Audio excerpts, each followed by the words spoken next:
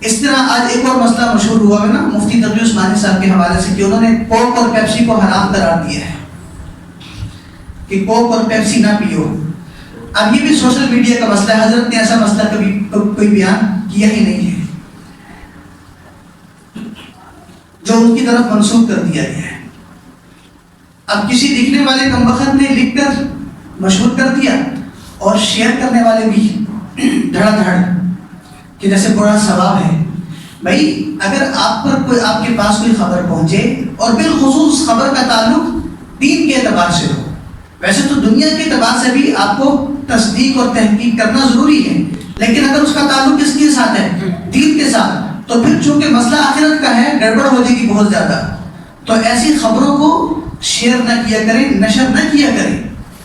ہر کسی انسان کا کسی نہ کسی عالم سے واسطہ اور تعلق ضرور ہوتا ہے. ظاہری بات ہے سارے مساجد کے ساتھ وابستہ ہوتے ہیں, تو کم از کم علماء سے, اپنے مسجد کے امام سے یا جس عالم سے, کیونکہ علماء تو آج کل بہت زیادہ ہیں اور ہر کوئی انسان کسی نہ کسی عالم سے وابستہ ہوتا ہے, ان سے پوچھ لیا جائے کہ بھئی یہ مسئلہ صحیح بھی ہے یا نہیں, اس کو ہم آگے شیئر کر سکتے ہیں کہ نہیں, آگے پھیلا سکتے ہیں کہ نہیں.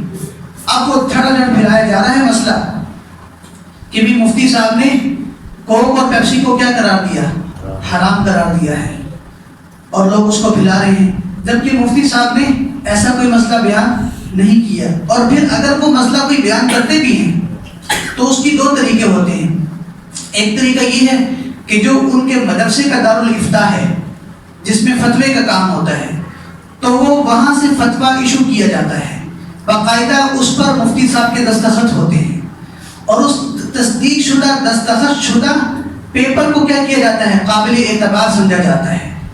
تو ایسا کوئی پیپر بھی مدرسے سے جاری نہیں ہوا. اور یا اس کی دوسری صورت یہ ہے کہ ویڈیو کی صورت میں یا آڈیو کلپ کی صورت میں, پیغام کی صورت میں مسئلے کو واضح کیا جاتا ہے.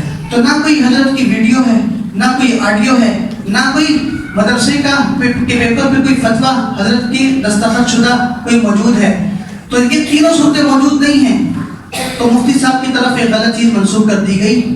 اب ہوا کیا کہ لوگ تو شیئر کر رہے ہیں, لیکن اس سے اکثر لوگ اپنے اوپر بہت بڑے عذاب پال رہے ہیں کہ وہ مفتی صاحب کے خلاف عجیب عجیب الفاظ کہہ رہے ہیں کہ ان مولویوں کا تو کام یہی ہے, ان کو پتہ ہی کوئی نہیں ہے, یہ لالچی ہیں, یہ پتہ نہیں کون ہیں, یہ آج انہوں نے پیپسی کو حرام کر دیا, آج کوک کو حرام کر دیا, کل دوبارہ حلال کر دیں گے.